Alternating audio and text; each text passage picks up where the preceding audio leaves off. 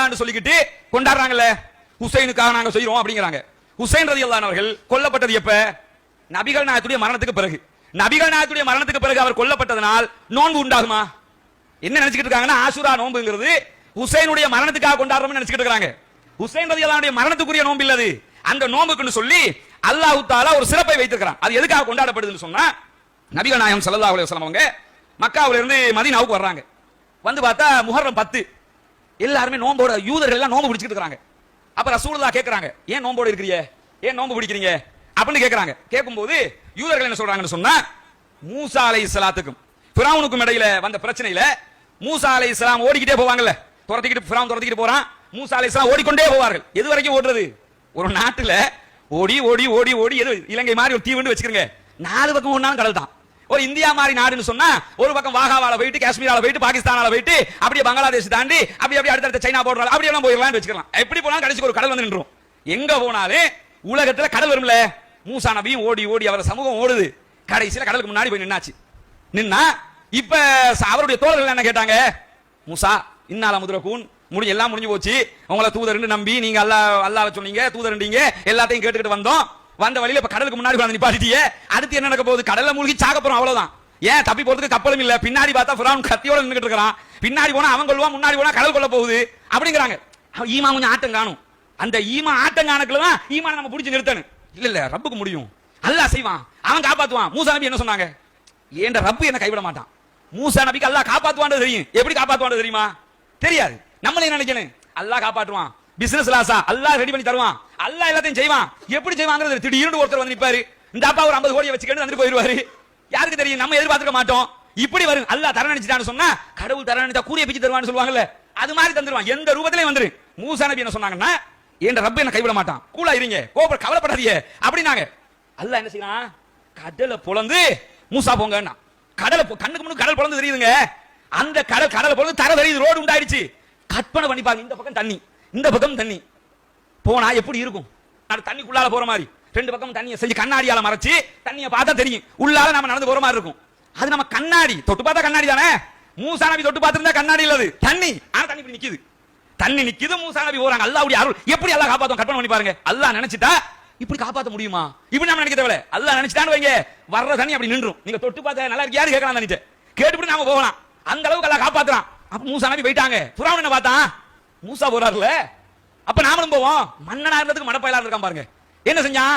உள்ள நானும் போறேன்னு தான் போனான். போனதோட மூசா நபியை காப்பாற்றிய இறைவன் இவனுடைய பட போனதோட கடல் மூழ்கடிக்குது. மூழ்கடிக்க போதுதான் தொத்திக்கிட்டு சாகுற நேரத்துல மூசாவுடைய ரப்பை நான் ஏற்றுக்கொள்கிறேன் அப்படிங்கிறான். அல்லாஹ் கேட்கிறான், ஆல் ஆன வக்கது அசைத கபுல் வகுந்த மினல் முஃப்ஸிதீன். கிண்டலாக அல்லாஹ் பேசுறான். அர்த்தம் என்ன கேட்கிறான்? ஓ இப்பதான் புத்தி வந்துச்சு உங்களுக்கு. மூசா அவ்வளவு பிரச்சாரம் பண்ணாரு, அல்லாண்டாரு தூதர்னாரு, உனக்கு அறிவு ஏறல, மண்டையில வந்து நிக்கல, நீ தான் பெரிய ரப்பு. அவன் ரப்புன்னு சொல்லிக்கிட்டு இருந்தான். அவன் என்ன சொன்னான்? நான் தான் ரப்புன்னா, நீ ரப்புன்னு சொல்லிக்கிட்டு இருந்தல, இப்ப மூசா ரப்பை ஏத்துக்கிறேன்னா உன் பவர் எங்க போச்சு? அல்லாஹ் கேட்கிறான், இப்பதான் புத்தி வந்துச்சா? இதுக்கு முன்னாடி எல்லா ஃபசாதையும் செஞ்சில்ல அப்படின்னு சொல்லி மூழ் கடிக்கிறான். இந்த மூழ் கடிச்சதுக்காக, தன்னை காப்பாத்திட்டானே அல்லாஹ்ங்கிறதுக்காக மூசா நபி என்ன செஞ்சாங்க? ஒரு நோன்பு பிடிச்சாங்க. அந்த நோன்பு தான் இந்த நோன்பு. இத யூதர்கள் ரசூலுல்லாஹ் சொல்றாங்க. சொல்ல முடிய ரசூலுல்லாஹ் என்ன சொன்னாங்க தெரியுமா? ஓ மூசா நபி நோட்டுறாங்கன்றதுக்காக நீ நோன்பு பிடிச்சிட்டு இருக்க. மூசா நபி நோன்பு பிடிச்சதுனால நீ பிடிக்கிறன்னா, உனக்கே மூசா நபியோட நோன்பு பிடிக்கணும்னா மூசா பிடித்த நோன்பை பிடிப்பதற்கு உன்னை விட தகுதி நாங்கள் தான். யாரு தகுதி? நம்ம தானங்க. நம்ம தானே நபின்னு சொல்லிட்டு இருக்கோம். அவர் இன்னைக்கும் ஈசா நபி நபின்னு நம்ம தானே சொல்லிட்டு இருக்கோம். நீ எல்லாம் கடவுள் ஆக்கிட்டு போயிட்டியே. நாங்க இன்னைக்கு அவர் மனிதர், அல்லாஹ்வுடைய தூதர்னு சொல்லிட்டு இருக்கிறோம். அப்ப யாருக்கு தகுதி? நமக்கு தான் தகுதி. அதனால ரசூலுல்லாஹ் என்ன சொன்னாங்கன்னா, நான் பிடிப்பேன், எல்லாரும் அந்த நோன்பை பிடிங்க. மூசா பிடிச்ச நோன்பை பிடிக்கிறாங்களாம்ல, நாங்க தான்டா தகுதி அப்படின்னு சொல்லிட்டு நோன்பை பிடிக்க சொல்கிறார்கள்.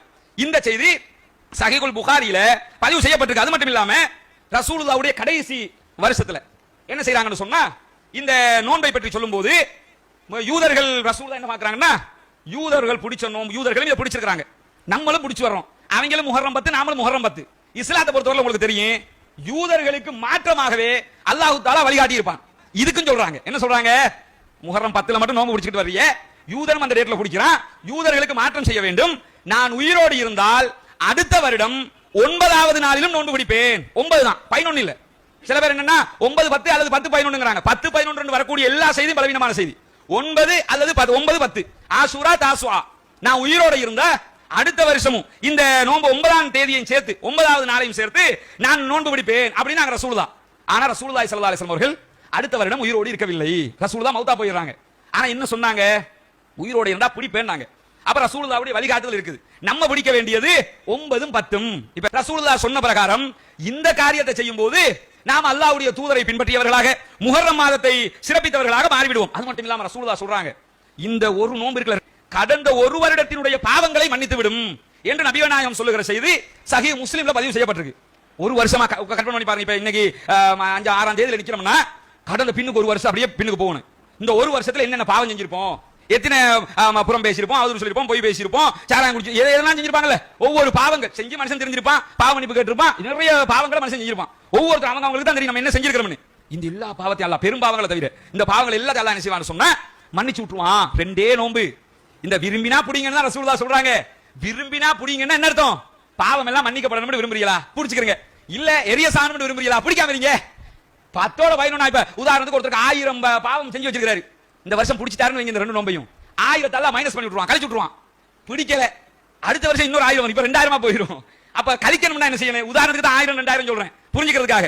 அப்ப அல்லாஹ்வுடைய தூதர் ஸல்லல்லாஹு அலைஹி வஸல்லம் சொல்றாங்க, கடந்த வருடத்தினுடைய பாவங்களை எல்லாம் மன்னிக்க கூடிய ஒரு நோன்பாக இந்த நோன்பு இருக்கிறது. சஹாபாக்கள் என்ன செய்வாங்கன்னு சொன்னா, இந்த நோன்பு டேட்ல குழந்தைகளை எல்லாம் பழக்குவாங்க. சின்ன பிள்ளைகளுக்கு எல்லாம் நோன்பு பிடிக்க பழக்கி, சின்ன வயசுல இருந்தே நாம பழக்கிட்டு வரணும்ல, அதுக்காக பழக்கி நோம்போட பிள்ளைகள் இருப்பாங்களாம். இந்த பிள்ளைகள் நோன்பை விட்டுற கூடாதுங்கிறதுக்காக கம்பளி ஆடையில் பொம்மைகளை விளையாட்டு பொருட்களை செய்து குழந்தைகளை கூட்டிட்டு பள்ளிக்கு போயிருவாங்க. சஹாபாக்கள் சொல்றாங்க, குழந்தைகளுக்கு விளையாட்டு பொருளை எல்லாம் எடுத்துக்கொண்டு இப்ப கடையில் வாங்கிடலாம்ல, அப்ப அவங்க செஞ்சுதான் எடுக்கணும். செஞ்சு எடுத்துக்கிட்டு பள்ளிக்கு கூட்டு போயிருவாங்க.